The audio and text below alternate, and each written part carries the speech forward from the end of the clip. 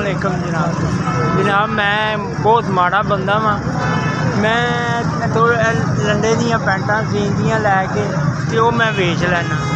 मैनू कोई किसी ने दस पाई है कि वो काउंटर है वो कोई 4000 का, बाकी मेरी पहुँच नहीं है नहीं कि 4000 रुपये की। तो मेहरबानी करो मेरे ते कि चलो मैनू काउंटर लै दिओ, चलो मैं बह के ते कम कर।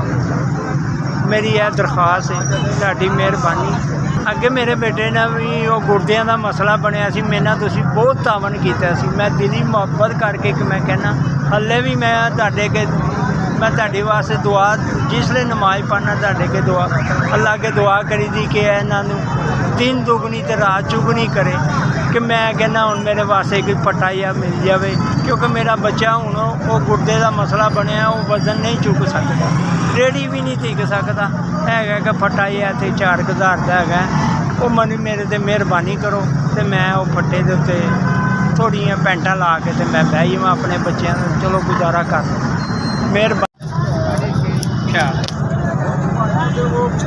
मैनू काउंटर वास्ते 4000 रुपया मैनू मिल गया है। अल्लाह ताला इन्हों दिन दुगनी रात चुगनी करे, अल्लाह इन्हों होर ज़्यादा तो ज़्यादा दे कि अल्लाह ताला इन्हों की और जिन्नी भी होंदी है। मेरे भाई ने मैनू 4 लाख जिन्हों ने मेरी मदद की, अल्लाह ताला इन्हों का भी खैर करे तो अल्लाह ताला इन्हों की जिंदगी करे। तो जिन्होंने इन्होंने दावन किया अल्लाह ताला होर मजीद इन्हों कट के दे।